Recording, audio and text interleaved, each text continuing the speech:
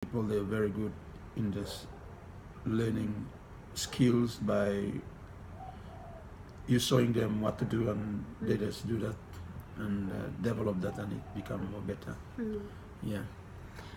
So John, could you tell us a bit about your goal, your vision about inviting tradespeople to come to the school to perhaps spend some time in Solomon Islands and share their trade, just simply what we were talking about just now, showing the youth through watching and then doing. Yes. So can you tell us a bit about that vision that you have? The vision to start the trade school is, I know that once we connected with the Lions Club in Parramatta, and we set up this trade school, already we have the accommodations available to look after people who would love to come and share their skills. Probably maybe people who have been retired, but they have understanding, have good skills about electrical, carpentry, or plumbing, or block laying, which they would like to come for a week or 2 weeks, just to come to share the skill for our young children that comes through the trade school, and yeah. So when you say that you've got accommodation set up, what are we talking about? An accommodation block? Are we rooms or Yes, at the school, at the site? We sort of have, because of coming with the idea, I built an accommodation which is always available for whoever that is coming, and we love to do that and look after our guests and our friends coming in. So say, John, I was one of those trade persons, and I wanted to come over to spend, say, 2 weeks with your school. So what would I have to do? So first of all, airfares, I would have to pay my own way to come over. And then, so would I just give you finance for food for the week? Or do I join your family? How does that work? Yes, what do I do? we did that along as we had many people coming through. We always give free accommodation for people, and it's up to our guests if they want to help pay for food or whatever that they might contribute to. We haven't asked. Oh, you don't ask We for haven't a asked. fee or... Yeah. Okay. But like bringing the service to our community is something that I regard as very, very important to our friends or partners, that they would love to come and share their skills with our children, just to help empower our young generation, who we believe that they have nothing to do. But once we create this, it's an opportunity to give them life skills and empowering them and give them purpose in life. Yeah. Wonderful. Oh, that's great. So let's talking about the school. How many teachers do you have working at the school? At the moment, we have 15 teachers who are in our school at the moment. Because we have also the early childhood, we have 5 Oh, wow. on the early childhood, and the rest will be primary. So with early childhood, how many classes do you have? We have only one classroom for the early childhood, but we do a class of probably 20-25 kids, one class. Yeah. So John, one thing that you were saying earlier is there's a great need for play equipment and toys for the children. A lot of the children don't have toys. They create their own toys. And so you're actually creating a playground with the new kindies and the childhood area. So is there anything in particular that you would like to see for the early childhood? Yes, as we come up with this new plan to build a new early childhood building, we also would like to build a playground for the children, but we make it better, not just only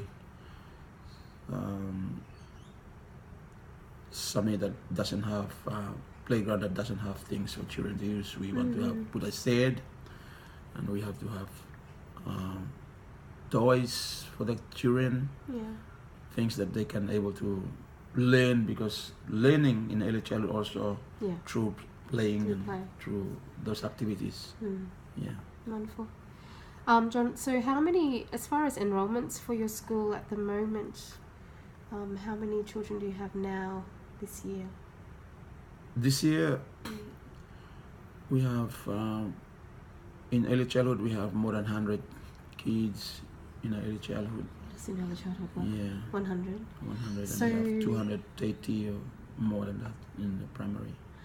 Okay, so obviously that's going to increase as you have the next stage for the high school students. Then you'll have more people coming in. So the need is increasing all the time. It will certainly increasing every time. Yeah. So John, I do know that you were saying that some families can't afford education, or the mindset of some families is they don't really understand the value of education at the beginning, and so they might go to school for a year, but then they can't afford to pay for the school fees. So what happens then, John? Yes, that is a very challenge for the school. Every year we have these unpaid fees in massive outstanding. Why the reason is probably parents, they don't afford to pay their contributions, or probably they don't have the mindset that's really support education. Probably it's contribute to other things as well that maybe happens to parents, and they didn't really fully support their children in school. And I do know that the community around Gilbert Camp, some people just don't have that finance as well, do they? So in that case, what do they do? How do they continue that education? Yeah, in Gilbert Camp community where we live, like you said, it's just a community that people, many families, they don't have jobs. They live by doing small gardens, planting local crops, and to a bit of small markets that sustain them. So how much, can I ask, how much does it charge? Do you charge for education for a year for a student? Yeah, I think because of the challenge in the area that we have, we should have asked for a little bit more from the parents to contribute, but since that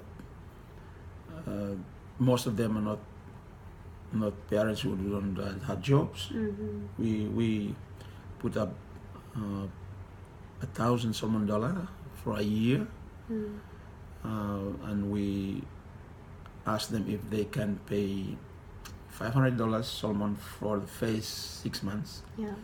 Then the father $500 for the second 6 months. So to put that in perspective in Australian terms, how much is like 500 Sol Australian? Probably it's 80 Australian. $80. Okay. 80 Australian, not 80 Australian. Probably it's 200. Okay, 200. Or 150. Right. Okay. So from 150 to $200. 150 $200. Can I ask as well, what is the average pay in Solomon? So do you have an average pay, or what's? You'll be surprised. The average pay for the shopkeepers or the gardeners or the cleaners, probably just only around $400 to $500 fortnight. A fortnight. Yeah. Okay. So. Okay. Yeah. So they have to really put a lot of planning into to paying the fees for you? That's very hard for the families, because like you had that $500 pay at your fortnight, and $200 already budgeted for a bag of rice, and you left with $300 for your water bills or maybe for food and other things. So Yeah. that's a huge, So it's quite a challenge. Yeah. So in saying that it really does put it into perspective with the amount of children that you have at the school. So, so John, what happens to the other children that don't go to school? It's very sad. The school is right at their door, but because of those challenges in the community, people probably, families probably, what did I say here? They don't put their children in education. Yeah, they don't. Yeah. Oh, okay. So, so what would the children do if they're not at school? What are they doing? All these children who doesn't go to school, they stay at home, probably just play and do other things. Not much to do. Yeah. Okay. Oh, wow. So, John, do you have anything as a school set up to help those families to bring their children, families that really understand the value of education, but they can't afford to come to school? Do you have anything in place to help those families, or? Yes, it helps us to probably address this issue. I think it's need to give a good bit of educational talk to the parents, and explain to them how important education is, and how they can able to support their children by giving them to school. And it's not only that, but it's an investment for their children and for their future of their children. Yeah, true.